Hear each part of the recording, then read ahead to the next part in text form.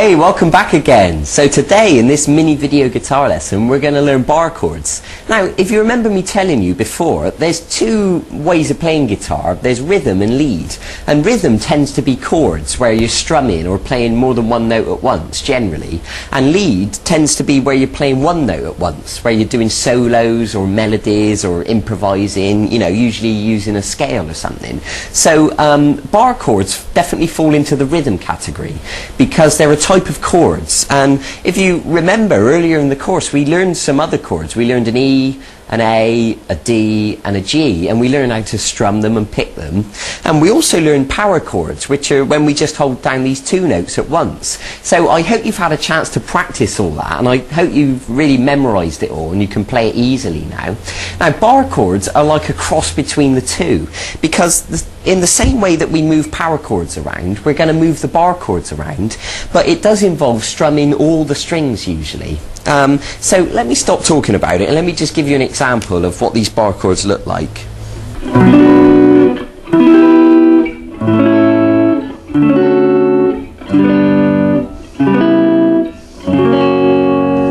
So I think you gather from that that bar chords are a little bit more complicated. They use more notes, and as a result of that it means you can play more interesting things. But I don't want you to be worried. Really, the two chords I'm going to show you today, which are minor and major, will allow you to play so many different things you won't believe it at the moment, but once I've showed you this you'll realise what I mean. So the first thing I want you to do is to take your first finger and put a bar on, and what that means is to hold down all the strings flat, and we're going to do it at fret 7. So what you need to do is hold down with plenty of pressure, and if you pluck all those strings they should all sound crystal clear.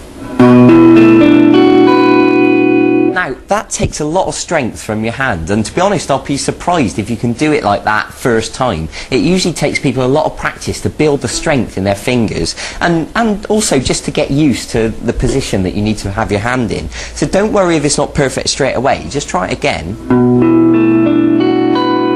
Okay, good. So what you're going to do once you've got that bar on and it's sounding okay, we're going to use these two fingers to form a minor chord. And what that means is to take the third finger and put it on the 5th string at fret 9, and the little finger goes right next to it on the 4th string at fret 9.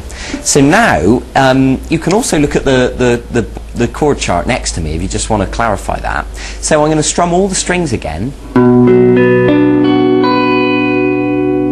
And you can hear that this time it sounds like a proper chord. Now that is a minor chord because it's only using two fingers. If we were to put our middle finger on the 3rd string at fret 8, that would become a major chord. And you can hear that it sounds happier. You know, generally speaking, the minor sounds sadder and the major sounds happier. Okay, so what we've got here at fret 7 is a B minor chord. And it's B minor because it's at fret 7. If we were to move our bar down 2 frets, so the bar's now at fret 5, and we were to do a major chord like this, that would now be an A shape because fret 5 is an A. If we were to move down 2 more frets and play the major shape like that, we'd have a G. G major. And take it down 1 more fret and you've now got F sharp major. So let me just play that again because I want to make it really clear to you exactly what I'm doing. This first shape is at fret 7 with the bar, and we're just using 2 fingers, and so that means it's a B minor because B is fret 7 and 2 fingers is minor. Move it down to fret 5, which is now an A. And we're going to include the middle finger, and that makes it a major. So we don't have to say major, you can just say A, or you can say A major if you want to. And now we're going to move it down 2 more frets to G major, and then 1 more fret to F sharp major. Okay, now just hold on 1 second. I understand that these bar chords are quite an advanced thing. They're very tricky. It takes a lot of strength from your fingers and it takes a lot of getting used to. So I don't want you to be worried if you can't play it perfectly straight away. What I suggest you do is pause the video or watch it again from the start if you need to, just to clarify what to do. And take your time and be really patient with yourself. There's no rush to get it right. I can promise you I didn't learn to play bar chords instantly. It took me weeks and weeks of practice to get it sounding smooth. smooth, okay? So I just want you to understand that, so because I don't want you to get frustrated while you're practicing. So let's try strumming 4 times on each one of those chords. So B minor, A major, G major, F sharp major.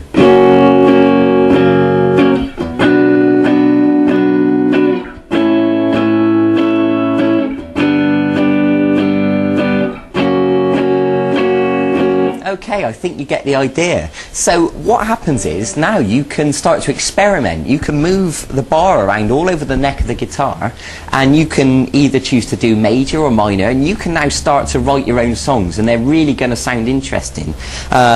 So for example, let me try and make something up now as I go along.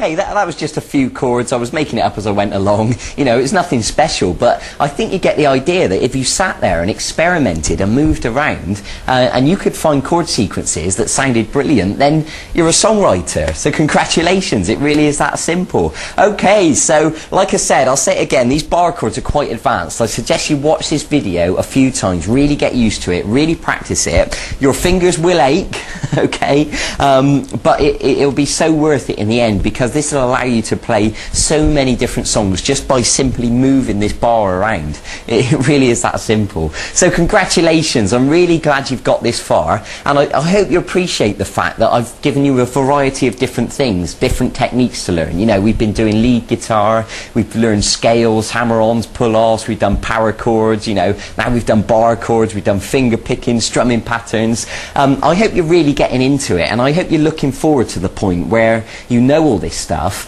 and where you can go away and learn any song that you want to learn. And if you want to go to the archive and see what songs are available, there's loads of full-length video guitar lessons. No matter what band you're into or what songs you like, there's stuff there that I'm sure you'll want to learn. So by all means, go and check it out. So go and get on with it, go and practice it. I'll see you in a few days for the next segment of this e-course. We've still got loads to look forward to. Okay, bye-bye.